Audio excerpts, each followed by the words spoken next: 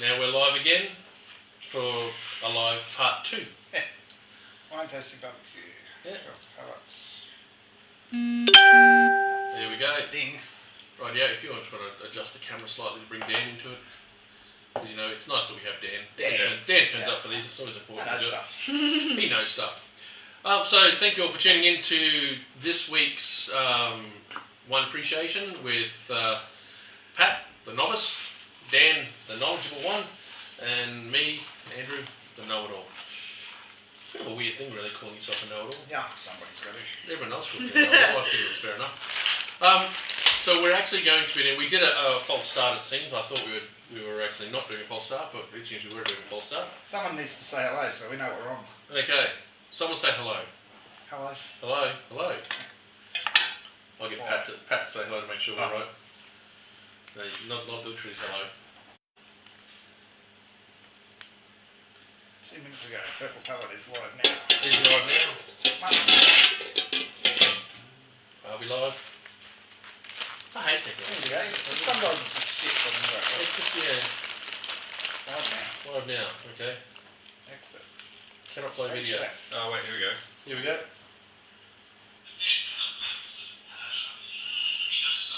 Excellent, done. We are live. Hooray! Glad we worked that out. See, I have no idea how that happened. Rightio. Well, thank you all for tuning in. We've decided to do this week barbecue wines. Sam Scotch. Alive. Well, there you go. So the reason we decided to do barbecue wines is we did a really wonderful tasting last week, and what the hell did we do that on?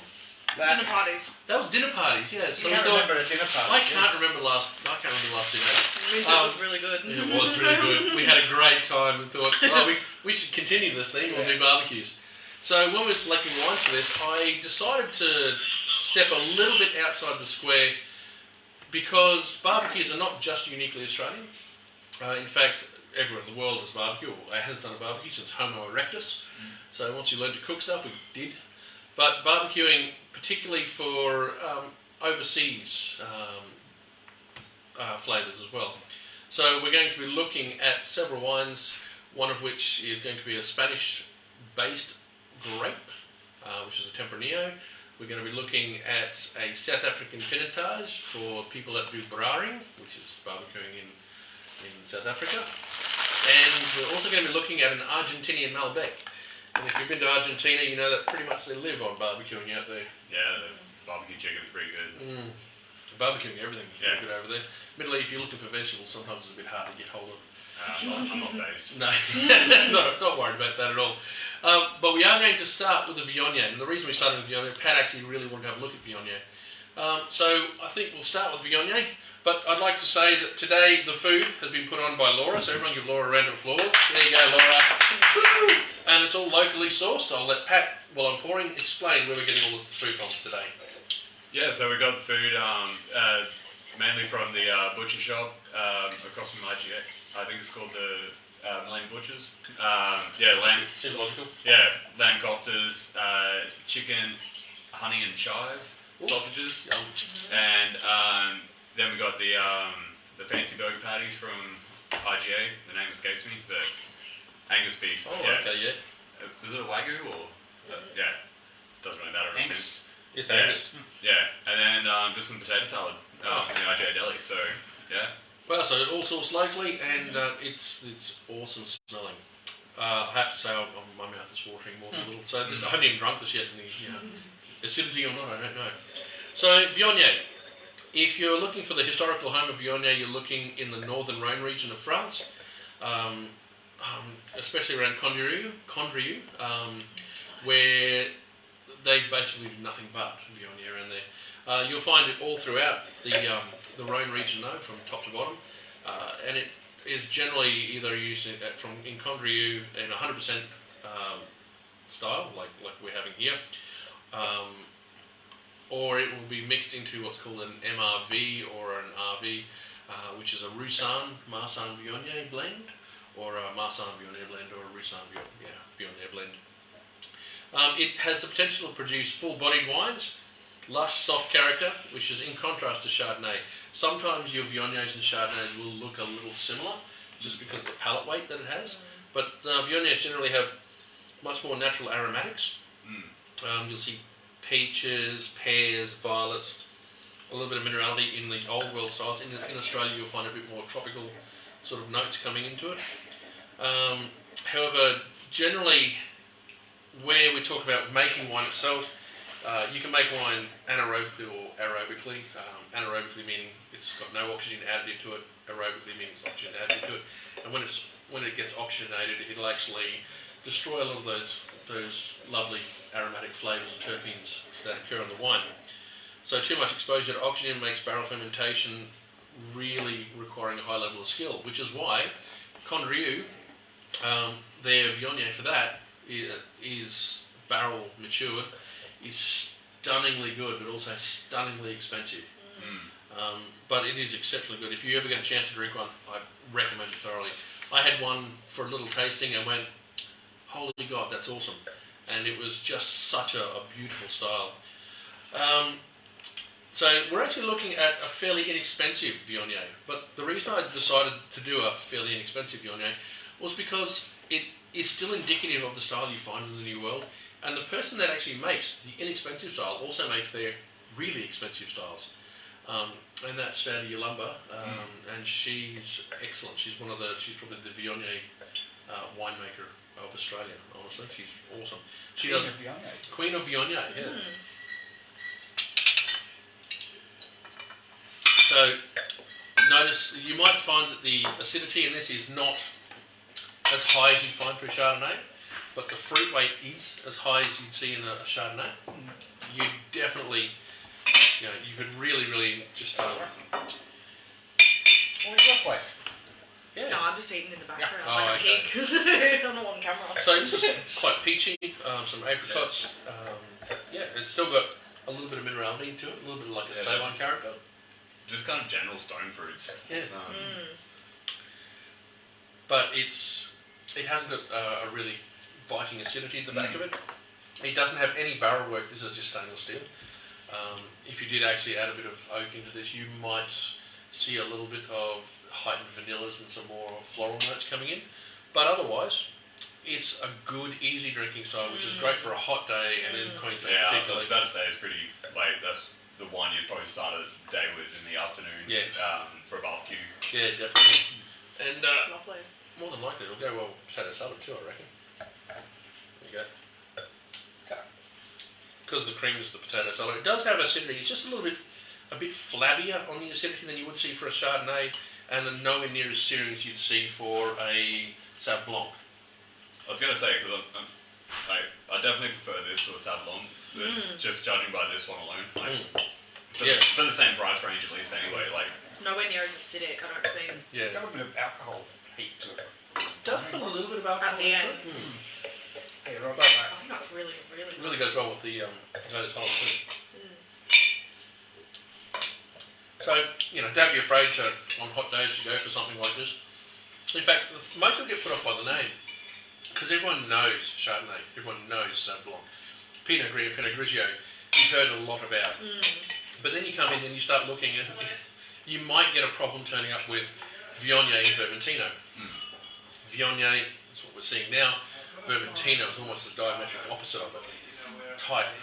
Usually, it does have fruit notes to it, but it's usually a lot more tightly wound, highly acidic style. Crisper. Crisper is what I was sort of thinking. Well, I think the problem I had when I was looking at, when I first started working here for Viognier was my dyslexic brain read it as vinegar. And it just didn't have the look like Chardonnay sounds quite nice, the Sauv Blanc sounds quite nice, but vinegar wine doesn't. That's not No. But again, see, this is when you don't understand the terminology, you really are put off. And it's more of a marketing thing as well, I'm guessing, because I have been Dan Murphy's and stuff like that, and you've got your Sauv Blanc for a couple of fridges and your Chardonnays for a couple of fridges, and then you've got half a rack of Viognier and Misc. Yeah, and then bit of Semillon. Yeah. A little bit of Albarino, Fiano.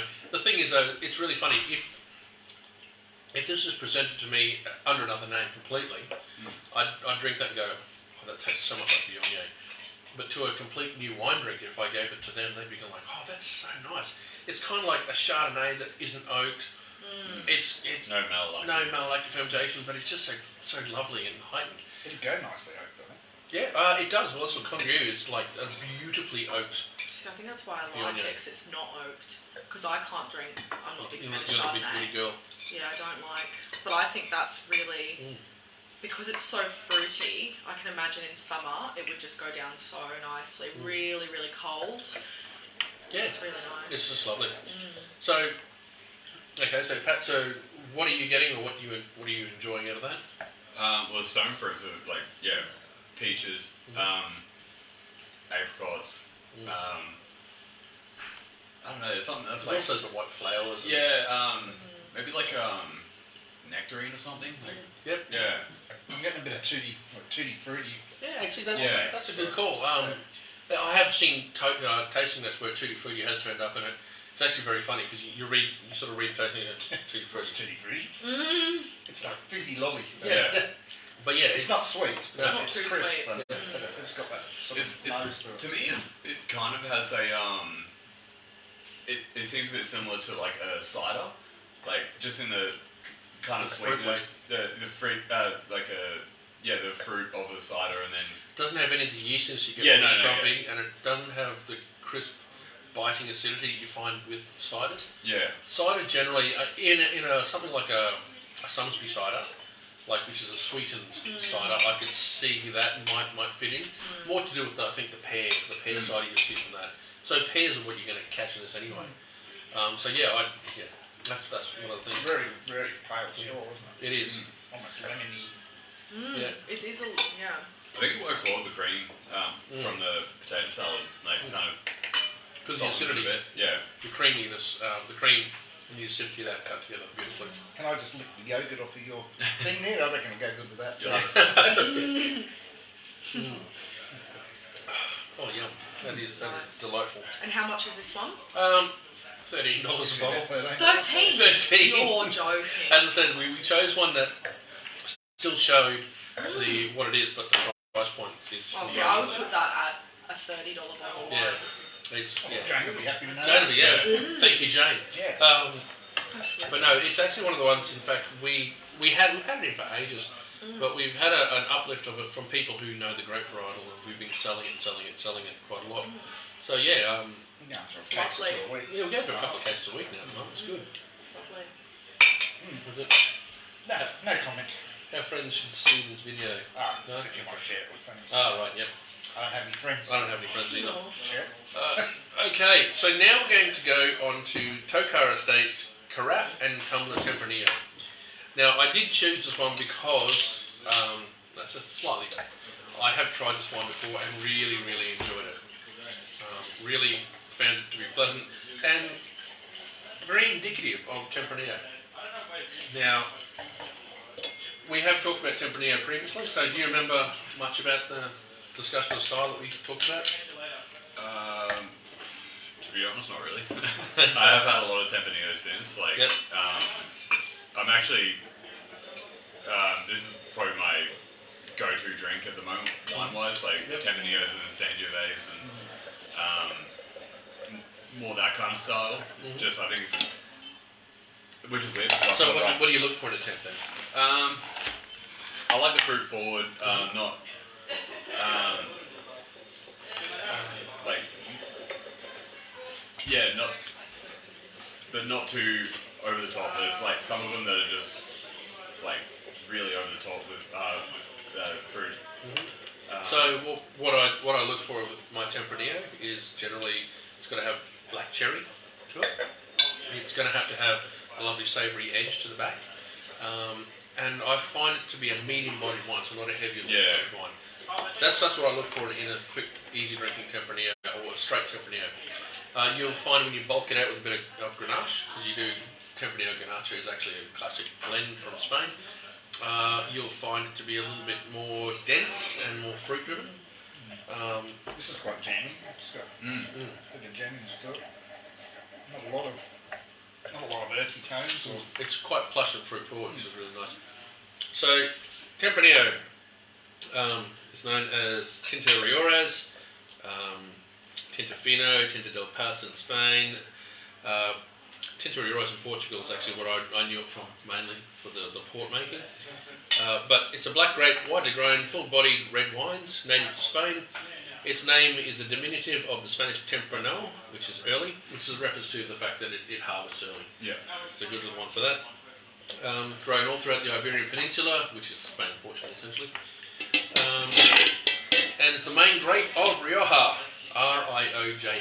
Rioja. Which we had the other week. We had the other week.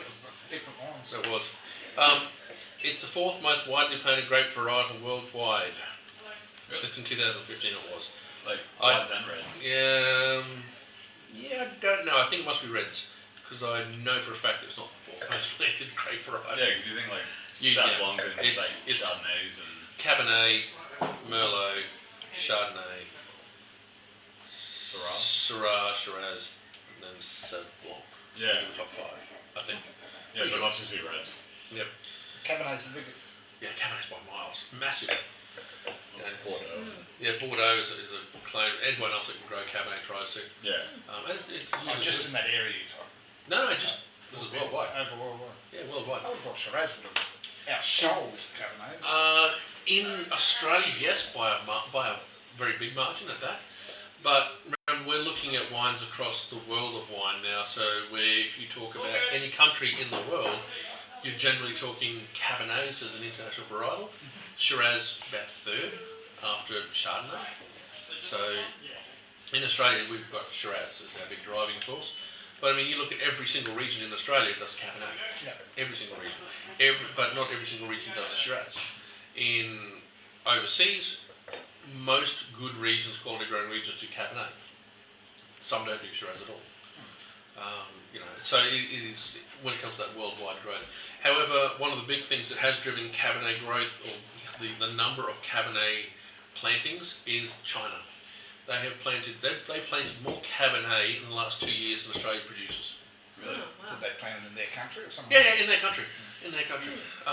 So China has actually got massive developments in wine happening in the next 10 years. I know I met a Chinese winemaker who's put a whole bunch of wine together, particularly Pinot Noir and Chardonnay, and I was really surprised at the sizes of the plantings he was talking about. Because that's one thing I've never heard. I've had very little of is Chinese wines, and for such a large country, spanning a lot of different climates, you'd think they should be producing a lot of wines. Well, they are, but they love quality wine, Yeah.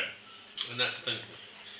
They love a quality wine. The problem is though that China hasn't got great growing regions, or I should say, it has great growing regions, but hasn't identified those great growing regions. And they haven't had enough investment in technology into China to bonus it. So, for example, Chile made a really, what's called país, made this país, which is drunk generally by the locals. When Mondavi and Rothschild were over there, they went, oh my God, this is such excellent landscape for wine. We identified the soil types, the climate, the microclimates. They'll invest heavily. Problem is, if you do that in China, where are you investing heavily? You're investing heavily into China. All businesses in China are owned by China. So you're not going to be investing heavily into China. You'll invest heavily to sell things to China. So at the moment, China is getting itself up and running in the world of wine, and is producing. I can't comment on the quality of grapes or the quality of wine, except the ones that I have seen. And the ones that I have seen, they're made to a market, and quite a fruit-driven, not unbalanced wine. They're just doing it for themselves. They're not trying to sell it to the world. Or? No, they're not trying to sell. They have. The reason I got hold of some was a friend of mine who was over there, bought some, brought it back. So it was a local production only. That being said, though, I could see the bones of what is going to be happening there, and yeah, the world will probably be quite surprised, especially with the growing techniques and the technological advances that China is doing right now. We might see some great quality wine coming out. I wouldn't trust it. And that's the other side of the coin. They grow their garlic in basically cesspools and crap and then bleach the shit out of it to make it edible. Oh, Make it wow. white. It's not good for you at all. Shocking. Well, they also have a type of noodle, I think, or a type of food that is made out of literally like 99% plastic, and on the packet it actually says no nutritional value whatsoever. And is sold for like 1 cent a packet. Yeah. And people still buy it. Yeah, they eat it. Like I've now that's just all- found my new diet regime. That'll be Yeah. Yeah. So, Tempranillo goes great with meats. Yeah. It goes really nice with the I chose the chicken sausage just because I thought like going from like chicken to beef to lamb, like gone to heavy to darker again. Yeah. Well, chicken Yeah. and honey's. Yeah, chicken. sweeter. Yeah. That's gorgeous. One of my favourite memories. I did a wine tour of Rioja, and so we're travelling around the bus. It was off season, so it was just myself and Roz and this lovely guy. I can't remember his name off the top of my head. And he drove us around this bus and took us to the vineyards, and we went to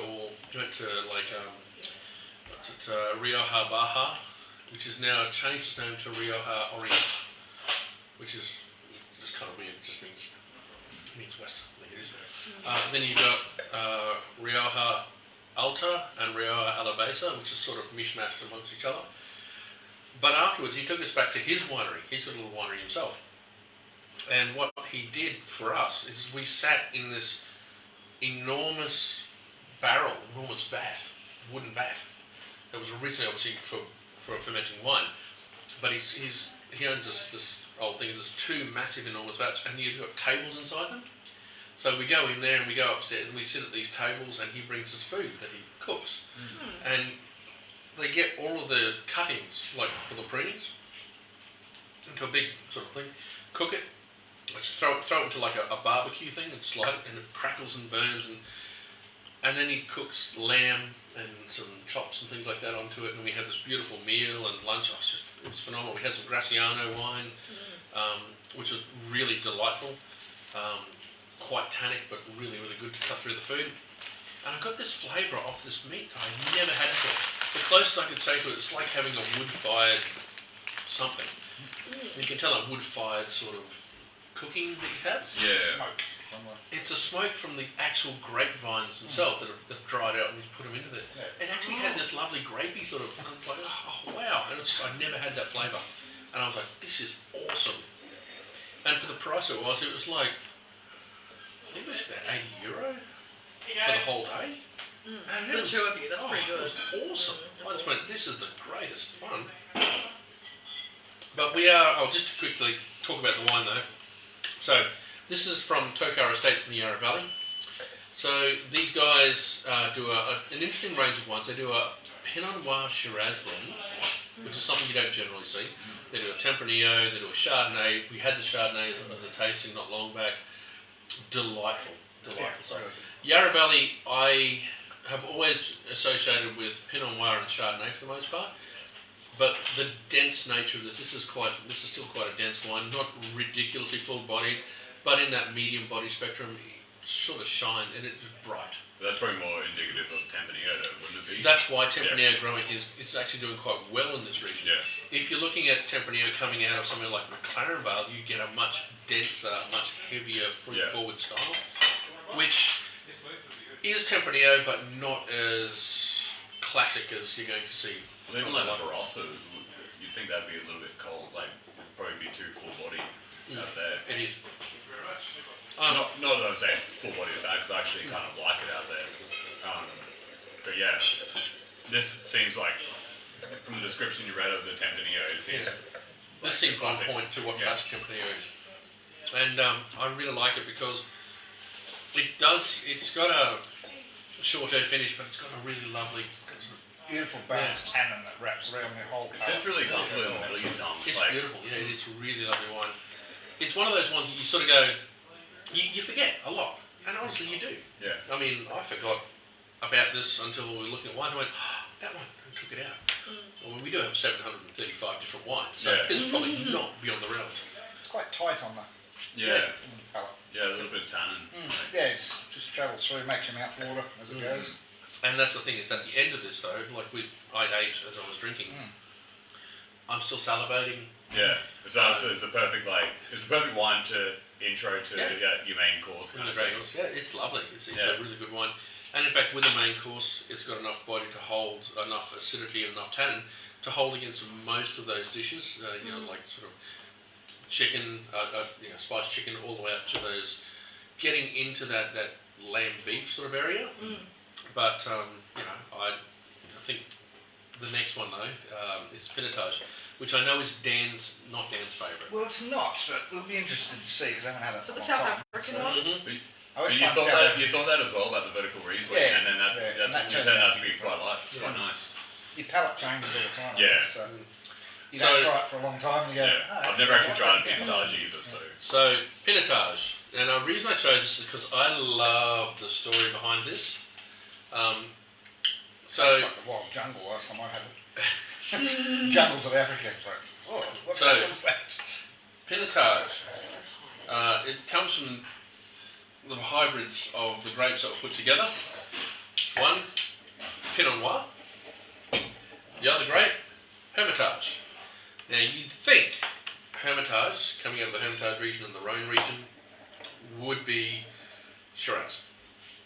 That's what they wanted. They wanted a Pinot Noir Shiraz to grow in South Africa, because they wanted the cropping levels of Shiraz and the spices of Shiraz to go with the lighter round styles of Pinot Noir, which they thought would do really, really well around Stellenbosch and Cape of Good Hope, Pretoria, all those kind of ones. So wouldn't it be too kind of warm there? No, I remember if you look at. I know it's on the same kind of like level latitude. Latitude as like southern parts of Australia, but I just didn't know it got to that kind of altitude. Remember, Shiraz loves warm climates. Yeah, but I was thinking more about the Pinot Noir. Yeah, that's what they're saying. The Pinot Noir, they wanted the protectiveness of the heat. Shiraz. Okay. And that's what they blended it. They crossed those two together. Not blended, crossed those two together. Here's the funny part though. When they actually went and crossed it, they crossed it with Cinsault, not with Shiraz. I don't know if it was a mistake. What's the story behind it? The fable behind it is that they made a stuff up, and by the time they realised it was way too late. And roll with it. They just went, we're doing it. What the hell? Seems to be growing well. So I'll just read quickly. Cultivated in 1925, it's a cross between Pinot Noir and Cinsault. Its typical produces a deep red variety of wine with smoky, bramble and earthy flavours, sometimes notes of banana tropical fruits. Has been criticised quite heavily for having a smell of acetone. If you get nail polish, this is what's called volatile acidity. If you smell acetone on the wine, so the thing your fingernail nail polish remover, that generally means volatile acidity. And remember, the practices in South Africa, in particularly the 70s and 80s, or actually the 60s, 70s and 80s, they were not great. Okay, so a lot of volatile acidity turned up. So therefore, the wine would have sat with a lot of volatile acidity to it, which I think is where they get the acetone from. The good part about it is it's got a reputation for easy cultivation.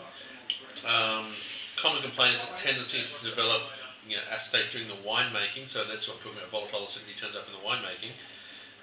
It smells like paint. So in '76 they were unimpressed, calling it hot and horrible, and comparing the taste to rusty nails. However, that being said though, if you want to see what a good pinotage is, let's have a look at that book. Very earthy. Very earthy. I always have a taste of cinder block, like that cinders, ashiness. Yeah, I haven't eaten too many of them. Oh, haven't you? Lick one once in a while. My dad fed me concrete when I was a kid. That sausage. Yeah, one of the burnt ones. Alright. Nice and crunchy. There you go. Have the end of the sausage to get that. To be fair, Pat did leave me to man the barbecue. I like a bit of an amateur mistake, seeing as I don't do that very often. But yeah, very earthy for me. I get a really smoky style of wine out of this. Really good with smoked meats. And this is why I chose it for barbecue. Now, the reason that I also chose it for barbecue is that South Africans are renowned for a thing called bra. So that'd be called. So that's Yeah, sausage. boerewors. So good. Bra. It's called brari or brari. BRAAIE. I think it's called brari when you actually go together to have. They cook it over coals essentially. Not usually roaring flames. It's coals. And they call it brari. You want to come on a brari? Is that like Boer people? Like, yeah. Is that what meat score, or that's what they're barbecue? That's what we call a barbecue. What we call a barbecue, they call it brari.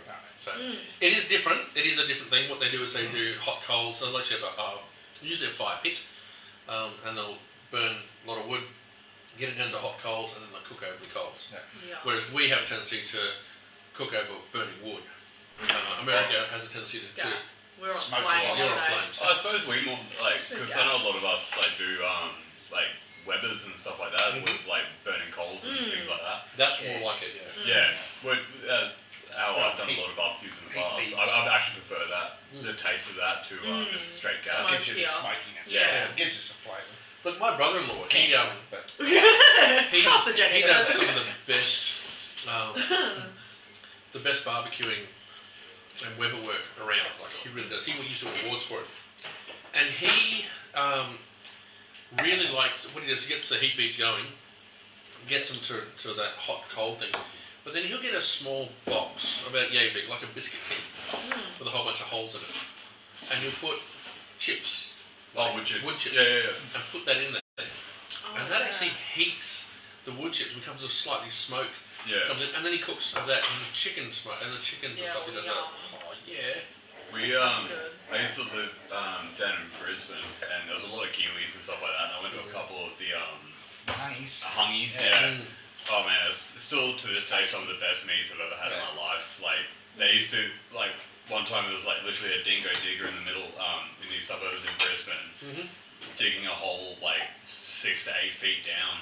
Like sides of lamb, sides of beef, like a quarter of beef, chickens, then just like levels. Pots of veggies and all covered in like banana leaves and all like all the herbs and spices in them. And it'd be a whole weekend affair. You start on like the Friday afternoon, you'd bury it all, you start drinking, and then on the Sunday you dig it up, and then by the Sunday it's just the most beautiful meat I've ever eaten in my life. I have a really good story about this. So I had when I was going through school, my best friend was a guy called Lonsi Tahima. Really lovely guy.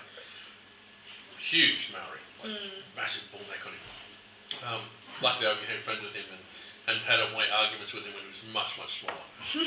So by the time that he was the size of, the Hulk, he'd already become friends. Shithouse. Yeah, shithouse. Anyway, so his sister Tamika, who I think she went on to become a meteorologist. She turned up on TV for a while there too. His sister ended up getting engaged to a guy in Rocky, and the whole family sort of turned up for it. And I sort of finished work and I was dropping out, thanks Pat. And we dropped over to say hello, and they said, we've got the hungy on tonight for the engagement party. I said, good. Do you want to come help us get it? Sure. So I was from Rockhampton, and in Rockhampton there's the Ambassador Hotel, this enormous hotel. Used to be one of the premier hotels in Queensland. Across the road from that is Ambassador Park with the big fountain in it, and shoots up in different colours and all sort of stuff. Really nice. So we drove out to Ambassador Park, and we got there, and there was a whole bunch of it's a park where Aboriginals used to congregate, and they'd sit down and have probably a few drinks and something to eat, right? So I walked over there with these huge Maori boys, massive guys, and they're walking across. They've got shovels, and I'm like, where are we going?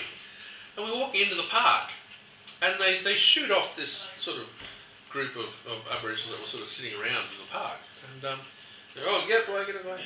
I'm like, a bit of an argument back and forth. You can't just suddenly start moving people in a park. It's a public area. And then they started digging. And they dug and they rolled back the turf. And then they dug down. Oh my gosh. And they pulled up a pig. It was wrapped in banana leaves, the whole bit. And I'm like, so they literally picked up, the put the thing through it, picked it up. And I'm like, we're carrying a pig out of the park, back to the back of the ute, put it on the back of the ute, take back to the. I'm like, Didn't they have their own backyard? Imagine if you saw that. all of us have our The own backyards. council There's saw no that. need for this. They'd be like, what are you... I know you pay your rates. Yeah, but rates does not honestly, cover that does not cover burying a pig. burying a pig in a park. Jesus. And I'm like, oh my god! But they rolled it all back. It looked perfect when they finished. They just filled it all back in and rolled the turf back as a bit of a dip. That was about it. But I was just like, this is amazing. I'm going to give this burger to Cody, see how excited he gets. Oh yeah, okay, he will. He'll remember my name now, maybe. Yeah, he will remember your name. He won't even pick you for ID. So I was just like, wow. And then we had the night, and it was just amazing. Just the flavour was great, the food was great, the company was fantastic. Taste that. Oh, I'm about to. Yeah. So actually, this is what I actually wanted to do for. Is it the sauce? Is it the sauce that's really smoky, or is that the? Yeah, that was a really. We got the bullseye. Yeah, that's really nice. Oh, just in case anyone's... That's yum. This, best barbecue sauce you can buy. I like that. IGA, $4.20 or something. Also. Really, you can get different varieties. There's like bacon, there's one that's infused with whiskey. Awesome.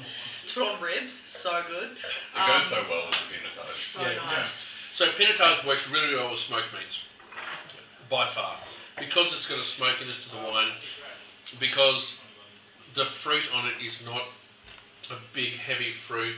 It's much more subtle, much more earthy. Essentially, it's an excellent little wine. How Now, much is that one? That's Now, surprised. that surprised you? Yeah. About $25. That is really good. So this is Radford Dale Vino. So I get this from Sam Smith. This is a great little one. We have got the winery of Good Hope, their Pinotage, which is a step down from that, but it still sort of shows what Pinotage is. And that's probably the problem, is that as guys in a retail store, we're looking for something that we can sell that isn't going to be ridiculously expensive, so we don't have to talk things up all the time. This is a great one. We're trying to find something that people enjoy at a price point. So we will be presented with some stuff that it's not going to be the best, but we spend a lot of time drinking, as you could probably tell. It's amazing how much punishment the body Yeah. Yes, my liver is just done. But we spend a lot of time drinking to try and find those products that you go, that is classic of Pinotage or classic of Tempranillo or Pinot Noir. The $15 bottles you can put against a Yeah, $30 bottle. $30 bottle. Yeah. Easily. Like that one. My goodness, the first one. So good. So we spend a lot of time doing that, but unfortunately, because we're lucky in the store, because we're a little bit lucky because of me, and a little bit lucky because the relationships that we've developed over time. We get to see things, a plethora of things, at different price points, and you get to appreciate what a traditional sort of style is because of that. I mean, the amount of people who look at Merlot, for example, and go, I love Merlot. Cool. What do you like about Merlot? I'll have some of that. Yeah. What do you like about Merlot? Oh, it's so soft and easy drinking. I've got news for you. Merlot is rarely ever soft and easy drinking if you're drinking it overseas. It is usually almost synonymous with Cabernet. You might actually even confuse the two. If it wasn't for the hints of tomato bush and some eucalypt flavours that turn up in Cabernet. Is that why a Cab Merlot mix is always... Cab Merlot mix is classic because it's a Bordeaux style. It's a Bordeaux blend. But Merlot, straight Merlot from Saint-Emilion or anyway, it should have a lovely tannin structure to it. But in Australia, we've grown it cheap, easy, quick, Fruit-forward, young, fresh. Yeah. And so that's what people assume it is. So if you've drunk nothing but lower end, cheaper Merlots, that's what you expect it to be. Then you go overseas, or you go outside the box and spend $100 on what you think is going to be a stunning Merlot, and it is so tannic, so dense, and so red fruited, but with really earthy characters to it. A lot of people at that point go, I really don't like my $10 Merlot is so much better than the $100 or $200 Merlot that I've bought. And it's because the styles at lower price points are generally going to be And made easier. is it also an Australian style kind of thing? Because I think Australians kind of favour the fruit forward. We do. But wines. that's not just Australia, that's the new world. Anywhere. America, Australia, New Zealand. Argentina, New Zealand, Yeah. all generally favour that more fruit forward style. It was funny because I had like my uncle in here and he drinks quite a bit of wine and I was like, oh yeah, this is a really nice bottle of this is a nice bottle of that, and I was like, oh yeah, and like this is a really nice bottle of Merlot. I think I pointed to the Missoni one, and he was like, oh, I do kind of like Merlot, but you know it's just a bit gay. Like, it's a wine. How did Merlot get that? Yeah, I don't. I was like, and he's like, because that's what like 40-year-old women drink. I'm like, it doesn't like that. You'd have that opinion if you grew up with that. But Yeah. I don't know how it got that. Well, I will say that we're Chardonnay drinkers, and I I have been Chardonnay. called gay for ordering Chardonnay. In fact, when I'm out with my wife, we'll be sitting down and Roz go, I said, what do you want? She goes, oh, I'd love a good whiskey. Right there, I'll have a glass of Chardonnay. 99% of the time, the waiter goes, there's your Chardonnay, miss. There's your whiskey, sir. And we go, Swap. thank you. Yep. And that's just unfortunately how things are. Yeah. But it's really funny when it comes to that kind of that thing. People make assumptions in their head what it's going to be. But that's the problem with that's the joy that we have as guys working in retail, and particularly in this store in retail, is that we get to look at really good stuff and go, wow. So whilst this one at $25 would be in the premium range of some other stores. And so you look at that, and if you try the cheaper ends of that, you're sort of going, I don't like it. But then you see the good ones, you go, I understand why. Oh, I like that. It's great. Mind you, though, I will say this burger is stunningly good. Thank you. Oh, yeah. Really deep colour. Yeah, it is. Really, it's almost. Yeah, it's like a purpley. Even over the white plate, it's quite. What's What vintage? yeah, so I'm looking at 2018. Oh, it's pretty fresh. And by the way, Pinotage has got great ability to age.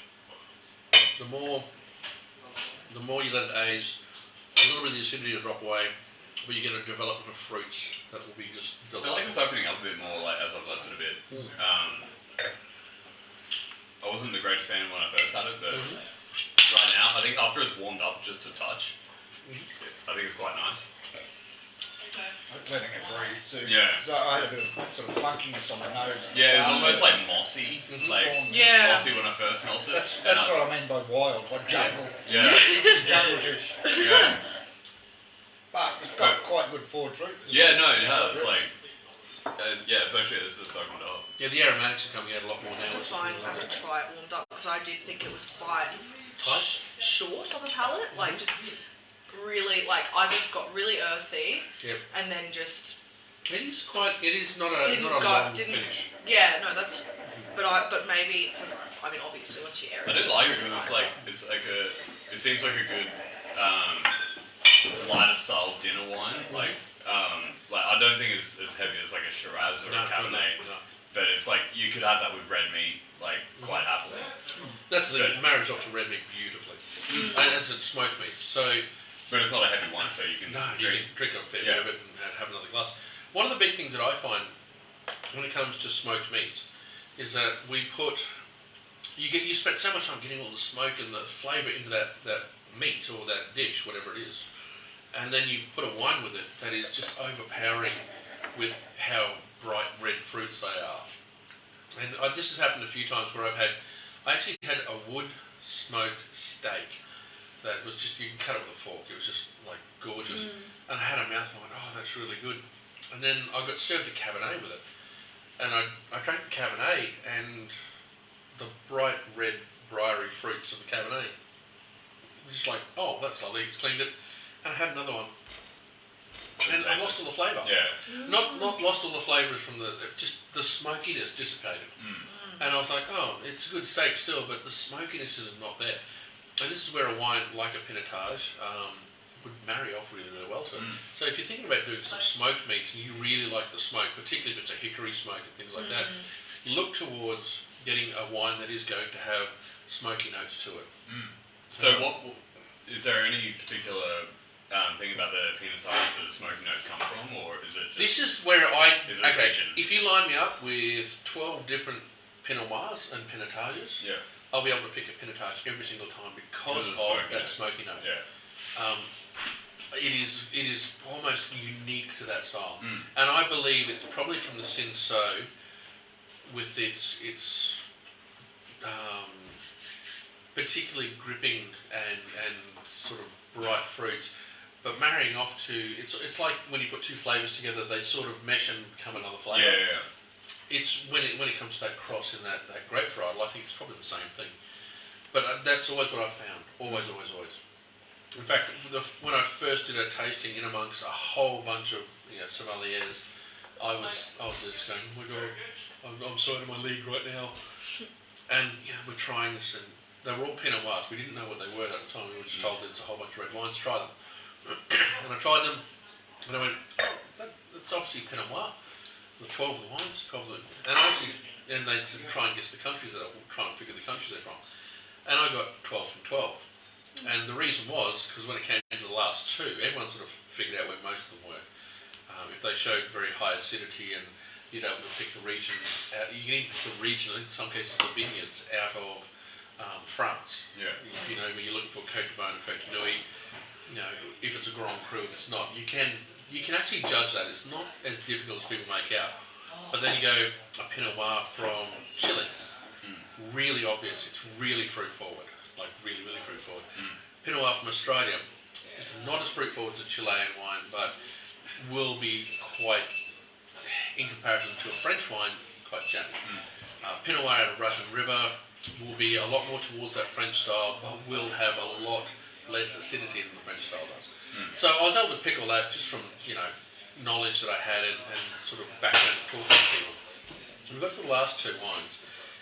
Both. One was smoky as hell, and the other one was black as night. And the black as night one, I just went Central Otago. The other one was smoky as hell, and I put Pinotage. And out of that tasting, literally they asked me, why did you select this? Why did you select this? Why did you select this? To all of us.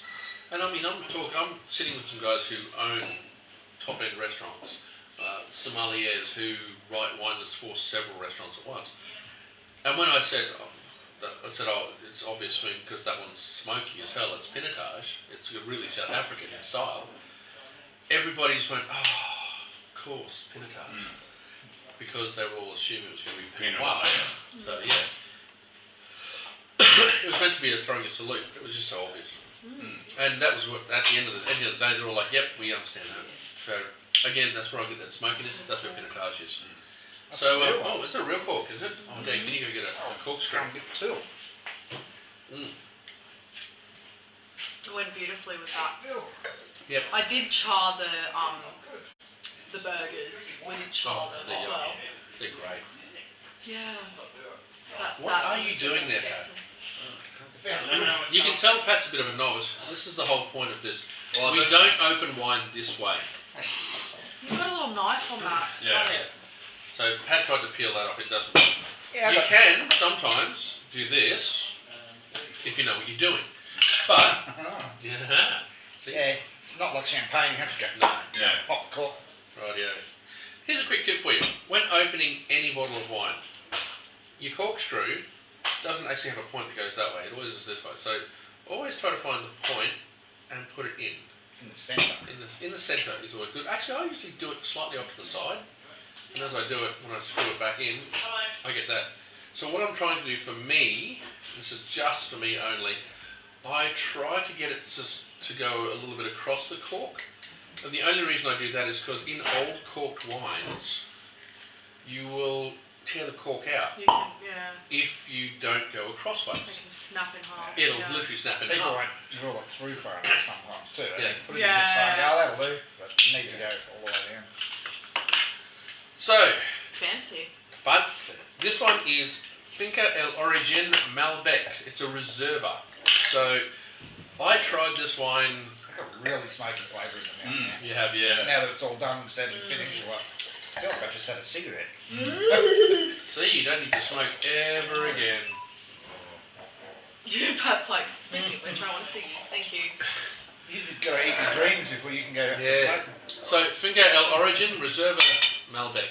So I tried this about 6 months ago in a Malbec tasting, and we had 6 Malbecs, 6 or 7 Malbecs, and this was the one that I picked because it is what I consider to be a really well-made Malbec. So I'll just have a quick talk about it. Let's go back over this one. This is important. This is imported. This is an Argentinian Malbec. So, it's a purple grape variety used for making red wine. Grapes tend to have an inky dark colour with robust tannins. It's one of the 6 grapes you're allowed to use in Bordeaux. Actually, it's got a really good... It became really less popular in Bordeaux in about 1956 when frost killed off 75% of the crop Wow. in Bordeaux. A freak frost? Or Pretty freaky, yeah. I However, would think it would have died off. if you are looking for a French Malbec, generally you're not going to see it from Bordeaux because they're blended. You'll get it from Cahors, which is slightly east, well actually a little bit east of Bordeaux. Malbec was replanted and continued to be popular in the area. Winemakers in the region frequently mix Malbec with Tannat and Merlot to produce much more full-bodied wines, but have ventured into the 100% Malbec varietal. It was introduced into Argentina by a French agricultural engineer called Michel Puget in 1868. 1868 or 1968. It is probably now known as the grape of Argentina. Mm-hmm. There are 2 major grapes that come out of Argentina that everyone knows, well, that wine drinkers know. Malbec is one, Torrontés is the other. Yeah, that's the white. I don't think I've ever had a Malbec. Not many I actually people don't do. think I have. I've heard a lot, but I do not think I wouldn't even know where it sits on the scale of kind of I swear I was seeing- heaviness. I swear I was seeing some GSMs that were Malbec. Like there weren't Verdre or Mataro? Okay. Okay, Malbec is classically blended with Cabernet. And in fact, in West Australia, some of the very, very top end Cabernets aren't 100% Cabernet, they've usually got about 5% Malbec in it. I'm really meaty nose. Yeah, really, really meaty. So this is what I consider a classic barbecue wine. Right, okay. Dense, heavy, can deal with meats, proteins. You're not looking for, you're looking at big, plush sort of thing. Not sweet fruits, but it's really dense and tannic. And the tannins and things that strip your tongue clean. So when you're looking at barbecues, particularly you're looking at a heavy, oily sort of style of cooking, that's what it is. So let's have a look at the lamb kofta.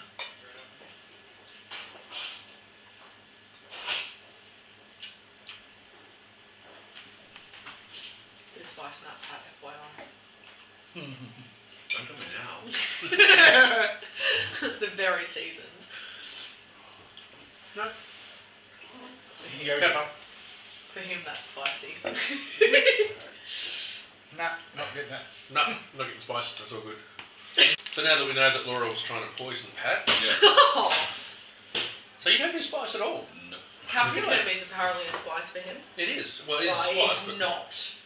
it is. It's got capsoids. Fruit. It's a capsoid fruit. It's got capsoids. You were really looking forward Red to that. capsicum. Yeah, I was. Yeah. It's not It's still too- it's still it's good. not too It's still spicy. good. I'm just It's just very, in physical it's pain. very, it's I'm very in seasoned. physical pain. That's always a good thing to have. When Okay. having a dinner party, if your guest is in physical pain, it's probably not working so well. Lucky I put the yogurt on it. Imagine if you didn't even have that. As that say, it'll go good with, it's maybe spinach leaves. Oh, That'll take the fight off. nothing goes well with spinach. Oh, You you just do want squeeze the it. stuff. It's thick. Yeah, it's a thick sauce. No, I'm good. Good. I just really like the sauce. So honestly, That is it's really, really good. so good. So quick, Pat, what's your, if you can speak, how's your Malbec? Yeah, I love it. It was bit more like full body and richer than what I remember. It is far and away. It is full bodied. It is. You are looking at a wine that is going to be quite dense, quite powerful. It's got like mulberries and I can see like black cherries or. Yep. Yeah, that's it. Yeah. Dan. Surprised actually. Mm. The nose was a bit meaty. I didn't particularly enjoy that part of it, but it's opening up. I'm not getting a lot of tannins. I expected to be a lot more tannic, but for me it's quite smooth. I don't know if it's because of the yogurt going with it, or Well, I get good fruit and then. Yeah, when you put that over your tongue, to tell if it's tannins, actually, the best way to tell tannin, take the wine, work it around your mouth. If you feel prickling or drying sensation on the top part of your, just above your teeth there, that's where your tannins. Well, I'm not getting that. I am. My word, I am. I get Like a little it's, bit of it's grippiness. stripping my tongue. Oh yeah, no, I can feel that. Yeah. You get that grippiness, that dryness. That's what tannin is.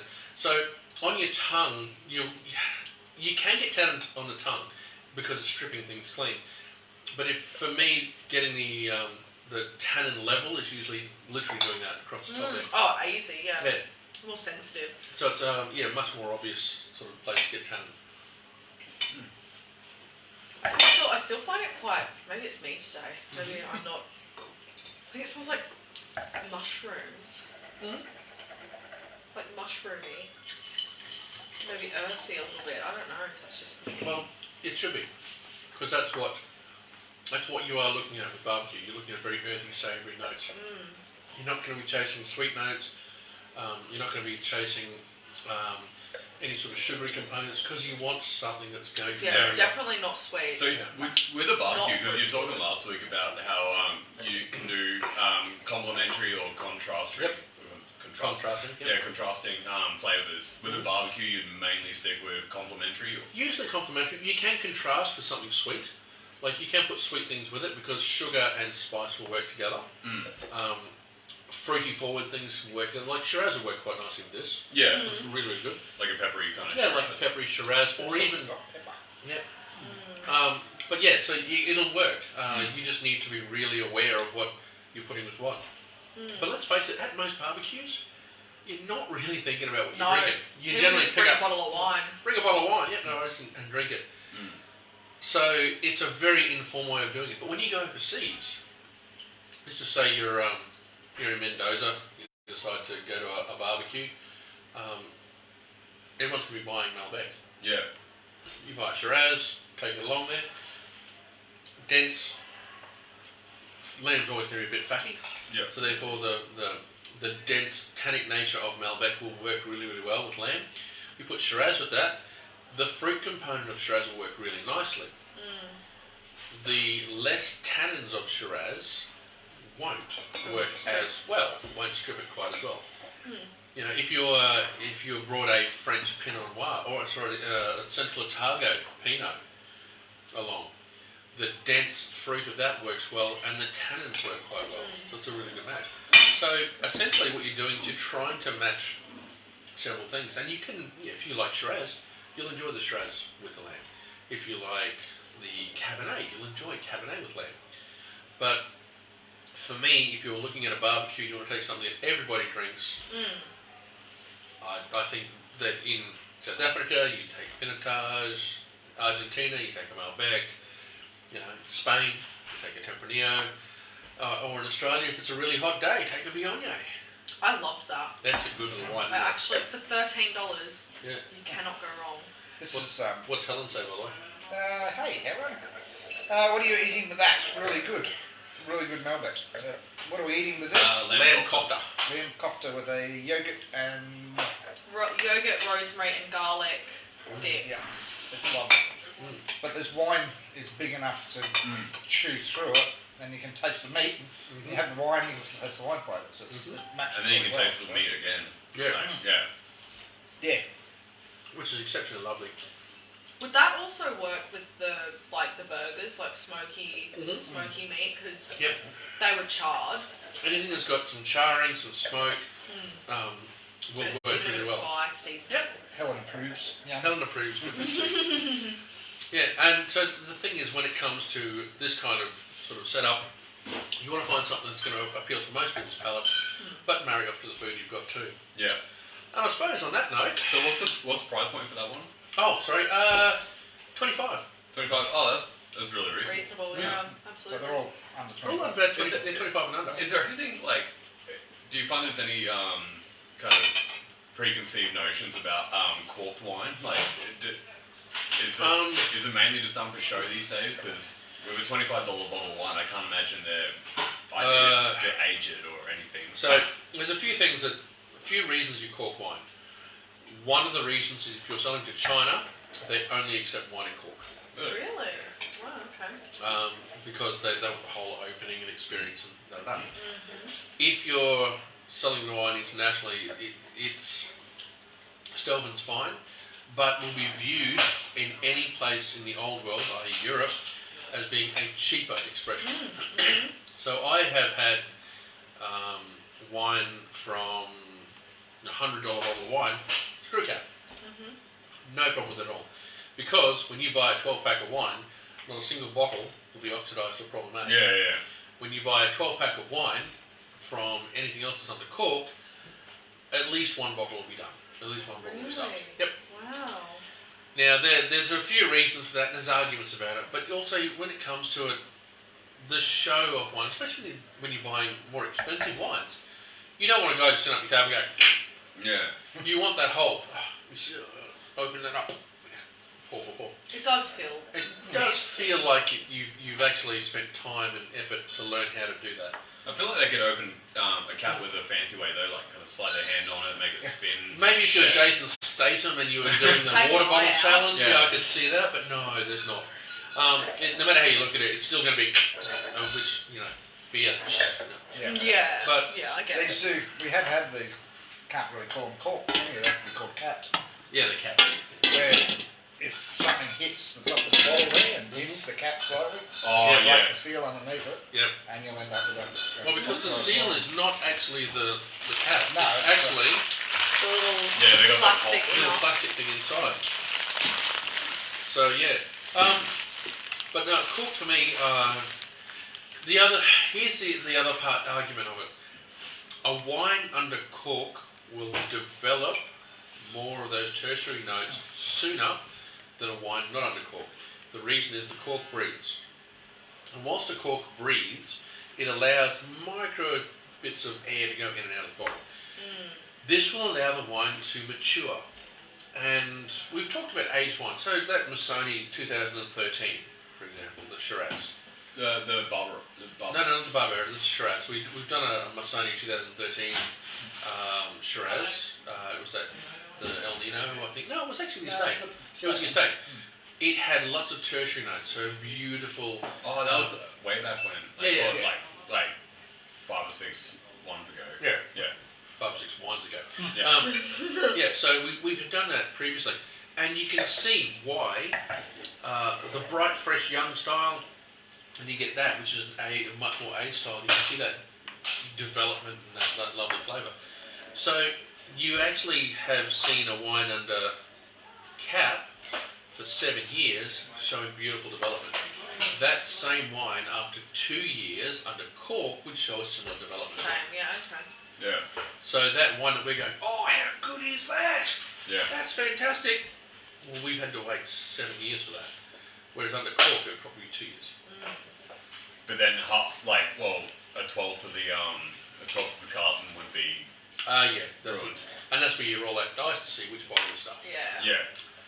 Yeah. And it was fine. Honestly, it was probably fine in the days when wine was $5 or $6 a bottle or $7 a bottle. Yeah.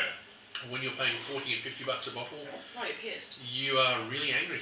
Yeah. There's nothing worse than pulling Absolutely. a wine out at a dinner party and go, hey, This is how this is That's terrible. right. And then Yeah. also for a brand though, like, because like if literally all it takes is for that one bottle to end up in the wrong person's hand and they have a bad bottle of that and they associate that brand with terrible wine and then That's that can true ruin at your image a bit. younger wines, but people who are buying wines at $100 or more, or $50 or more even, are going to understand about cork and are going to understand about that. But the other part is, so if you do buy a wine that is, say it's only 3 years old, 4 years old, and it's suffered a real problem due to cork, contacting those wineries is not the worst idea in the world to do. You could say this, and they might have a batch of corks that was bad. Yeah. And a lot of wineries are trying to protect their brand. They're trying to build a brand, Yeah, exactly. Yeah. and they will more than happily go, send us the bottle, and we'll do something for you. They might even send you a few bottles back. But it's important for wineries to know that, because how do you think corks work? Like, if you're a winemaker, how do you get your cork? Well, where do you buy it from? Yeah, where do you get it from? Cork shop. Close, yeah. Gone bonkers. No, you go to a dry goods packaging place for wine and go, I want a bag of corks, and a huge bag of corks turns up. But you don't know what the How quality do you is. know what the quality is? Yeah, until the wine's already... Yeah. Well, champagne still gets the best quality cork, though, eh? Generally, yeah, because they've had such long-term agreements with Portugal. So you've got this big bag of corks. How do you test that? Bit hard to test. Yeah. each No, cork. you literally rip open the side of the cork bag, you reach your hand in, draw a random piece out. You get, generally cask wine's a good one for it. You put a bowl, drop the cork into it, and let it sit there. And then after a day or two, you pick the cork up and smell it. If you can smell TCA, What's TCA? TCA is the cork taint that you will get through wine. Oh, okay, yeah. It's actually a biological issue that happens in cork. If you get that, you go, yep, They're bad. that's bad. You seal it back up, you send it back and say, I want another bag of cork, and you do the whole thing again. What do they do with the other ones? That's the question that you ask. Their problem. What do you think they do with it, Dan? Well, if they're like some people I know, they'll just sell it to the next person. That is 100% correct. They will literally put So that back on it the just shelf. goes down to the cheaper and cheaper brands Until they send back one until cork. someone doesn't care. We've tested this 10,000 times. There's only one cork left in the bag. But no, you will actually get that. And the thing is that because it's a biological issue, not the whole bag's going to be tainted with it. Only a few of that out of the bag are tainted with it. So again, this is where you need to. If you're a Portuguese cork producer that has relationships with other wineries, you will take the number one tier cork, the best cork, and sell it to those first. You'll make the corks and send it to them. And they will also always have the best cork, and therefore they shouldn't have any problems, which is why we're talking about top-end wines now. If you are actually selling that cork to Buck Chuck down the road, it doesn't matter what sort of cork you're throwing into it, generally not. It's going to be in the bottle for maybe 2 hours. Yeah. Where do you think most cork goes? Like, Portuguese cork is That's cool. it's Doesn't it like go into the car industry? car industry. Yeah. 90% of all cork made is essentially goes to the car industry as Car body deadening and noise under deadening. carpet lay and stuff. Yeah.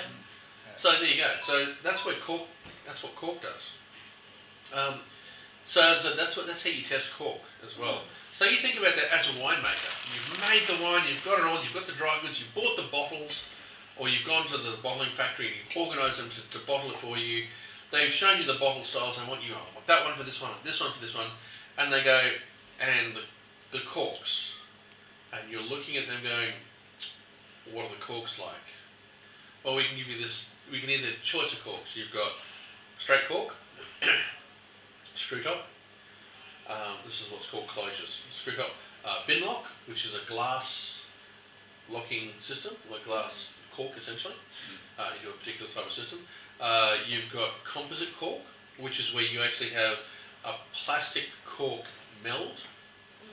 Sorry, that's a lie. Composite cork is where you have a whole bunch of other bits of cork that have been tested and put together into a solid cork, not a single piece of cork that's been cut, but actually jammed together. Then you've got artificial cork, which is like a plastic cork. Fake ones, yeah. And then you've got composite 91.99. It's a plastic cork blend together. So you've got all these closures.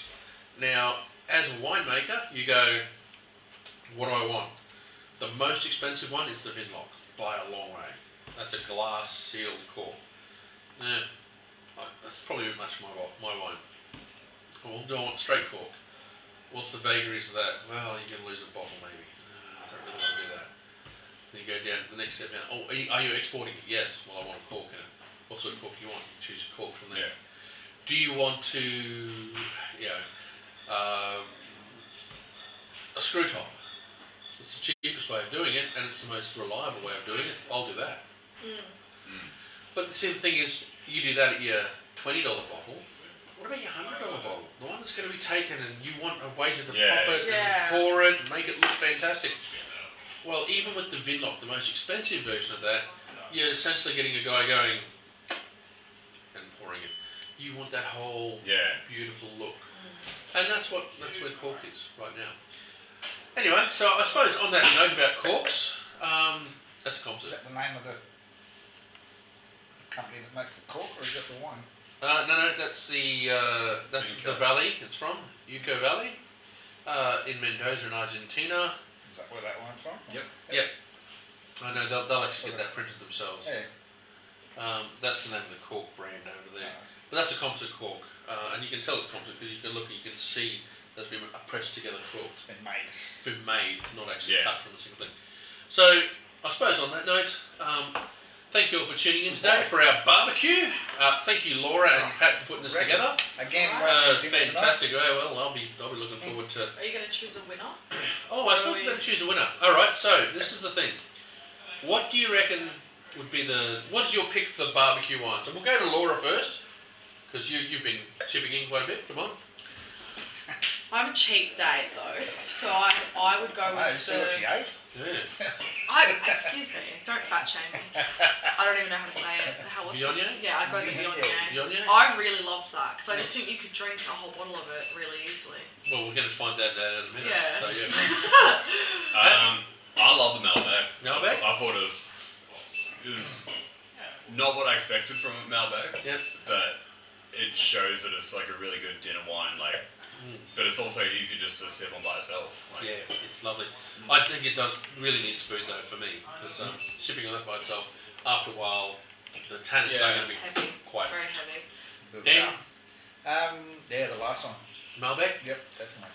Yeah. Oh, geez, I'm torn now. I was actually really enjoying the Pinotage. I did enjoy the Pinotage later. Yeah, I will say, look, for me, I love the Pinotage because of the smokiness that went really, really well with the buns.